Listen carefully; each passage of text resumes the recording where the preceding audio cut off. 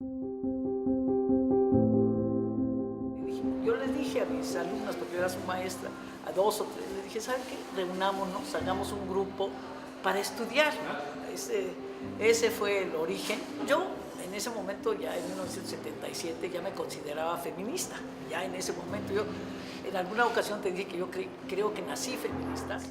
Sin embargo, pues no había leído mucho, no conocía mucho, había muchos libros nuevos. Fíjate, en los años 70 surgen todas estas teorías. Entonces fue esa la motivación. La motivación fue por qué no estudiamos, por qué no conocemos y poco a poco por qué no compartimos el conocimiento, compartimos lo que sabemos con otras mujeres, con otros grupos. Y así fue como iniciamos el grupo de estudios.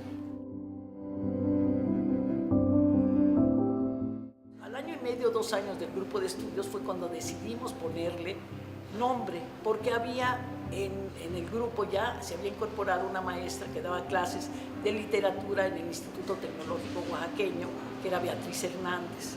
Y Beatriz fue la que sugirió, porque estábamos buscando un nombre, y Beatriz dice, bueno, estamos leyendo a Rosario Castellanos, ¿por qué no le ponemos al grupo Rosario Castellanos? Y yo acababa de leer Mujer que sabe latín, y dije, pues claro que sí, ¿no? Entonces fue de común acuerdo ponerle ese nombre, porque Rosario fue un símbolo para muchas mexicanas universitarias. Ella fue una mujer universitaria, una mujer que luchó por los derechos de las mujeres y que escribió mucho sobre esto, ¿no? Hacia finales del 77 hablamos con doña Arcelia Yáñez, que era directora de Fonapaz, y le pedimos que nos diera un espacio para hacer un análisis de la canción mexicana. Y nos dio un espacio. Y bueno, era analizar qué decían las canciones mexicanas, cómo se creaba la imagen de la mujer a través de la chancla que yo tiro, por ejemplo, cosas de ese tipo. Y pues era un motivo de gran tensión ahí con la gente que invitamos. No fue mucha gente, los que estaban ahí nos cuestionaban mucho, ¿no? Y luego el año siguiente hicimos una reunión que ya estábamos lanzadas con las salas. Invitamos a varias mujeres mexicanas del movimiento feminista en México. Estaba el grupo Libertad, que eran trotskistas, donde estaba Scherenberg, donde estaba Guadalupe, Hilda, estaba Patricia Jiménez también, Patti Jiménez estaba ahí. Y en ese momento nos invitan a una demostración, a una manifestación o algo así en Jardín La Bastida. Y había una pancarta de las de Liberación que decía por un aborto libre y gratuito. Y nosotros dijimos, ay, no, pero en Oaxaca esto en este momento no. O sea, teníamos dudas si nos poníamos debajo de la pancarta o no, porque lo que queríamos era seguir estudiando y no queríamos confrontaciones. Patti fue muy valiente ahí porque ella estaba hablando, le cortaron el sonido. Y para mi gran admiración, y por eso la admiro y la estimo, en ese momento Patti siguió sin micrófono, gritando y diciendo el discurso que había dicho, o sea, ¿no?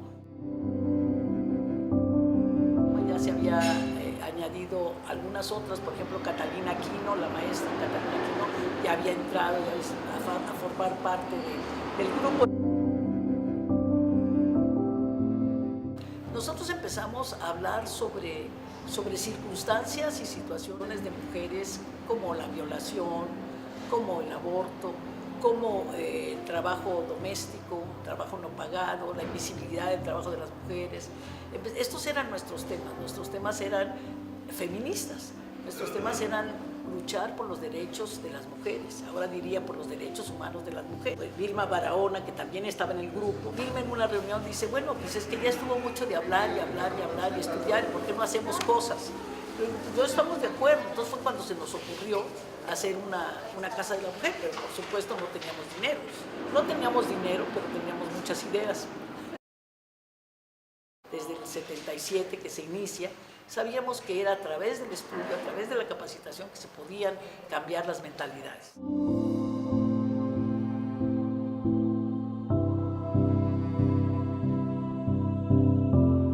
Mi encuentro con el grupo de estudios Rosario Castellanos se realizó poco tiempo después de que yo llegué a vivir a la ciudad de Oaxaca con mi familia, y Beatriz González Lobato era mi jefa en aquella entonces. Ella era parte de este grupo informal de mujeres que se reunían a reflexionar sobre la condición de la mujer. Y a mí me tocó como la última parte del grupo como grupo de reflexión y su transición a ser ya una institución en 1990.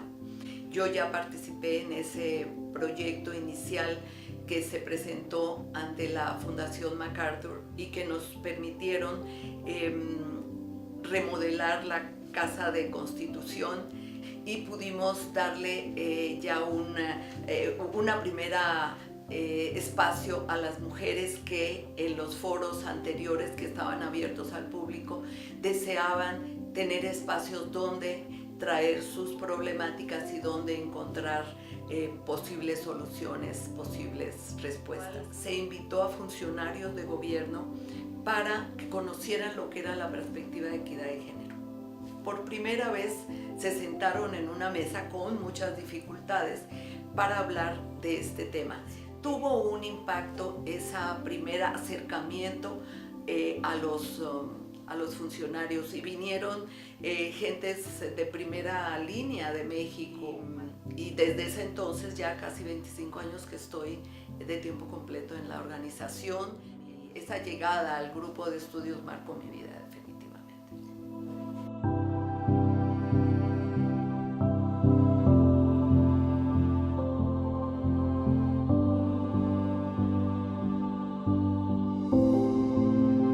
Sabes que la formación y educación de las jóvenes, de las nuevas generaciones, ha sido algo que ha marcado mucho la existencia de nuestra organización. Desde hace 20 años se formó el Fondo de Becas Guadalupe Musalem dentro del GES Mujer.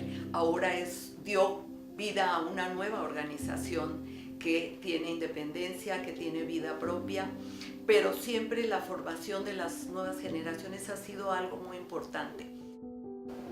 Yo me integro a la Casa de la Mujer en 1991, recién salida de la escuela, todavía ni siquiera salía de la escuela y así es como encuentro la Casa de la Mujer, gracias a Guadalupe Musalem, que me invita. Yo era feminista sin saberlo, sin tener la teoría, ¿no? Por muchas cosas de las que pensaba, muy jovencita, desde niña muchas veces. Cuando llego a la Casa de la Mujer y veo que había más mujeres que pensaban como yo y empiezo a leer también, porque yo llego a trabajar en el centro de documentación originalmente, entonces pues empiezo a leer mucho más y digo, pues se me abrió un mundo de posibilidades. Algo que agradezco mucho es la generosidad de estas mujeres hacia conmigo, porque yo era pues una niña prácticamente. Los miércoles se hacía siempre una conferencia o un taller los miércoles y entonces empiezo a hacer boletines de prensa y los mandaba. Al principio no nos publicaba nadie, ¿no? Era así como, ¿qué será? Cuando ya está en la Casa de la Mujer y lo que yo empiezo a hacer desde el área de comunicación es decir, es que no basta, me parece que no basta, ¿no?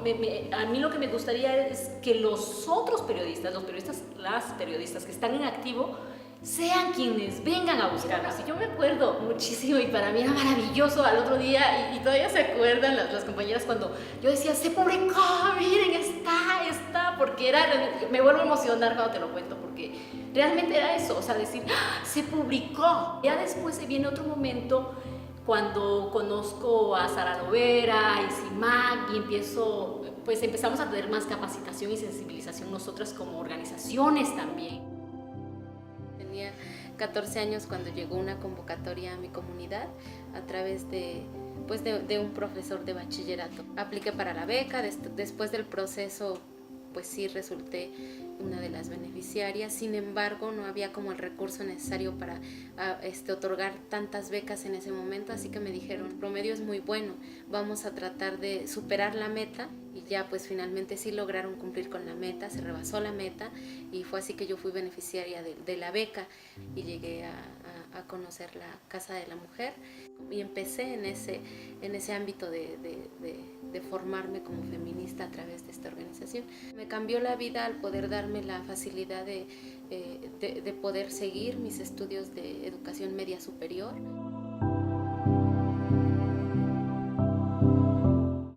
Creo que falta mucho por hacer, sí es cierto, ¿no? Pero creo que ya el ver que somos una fuente, las organizaciones de mujeres, bueno, ya es un avance.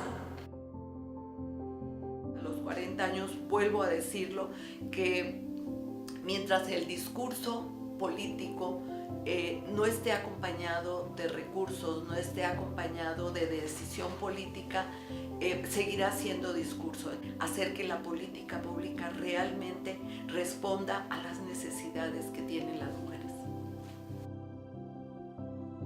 Pero yo pienso mucho en eso, en el dar tequio y dar trabajo voluntario. Cuando tú ofreces gratuitamente tu mano de obra, pues es como si sembraras, porque se reproduce y te empieza a caer beneficios que ni siquiera los hubieras imaginado y no lo hiciste por eso, pero sucede. Muchas gracias por existir y estar comprometidas con la causa, por de veras ser congruentes con este pensar, hacer y decir, y 40 años no son nada fácil. Felicidades por todo esto y porque además representa el avance de las mujeres, ¿no? en este tema de la igualdad sustantiva, y que todo el trabajo que han hecho a lo largo de 40 años se ve reflejado en muchas historias de vida, en mujeres, hombres, familias, comunidades. O sea, hay una historia detrás de cada nombre.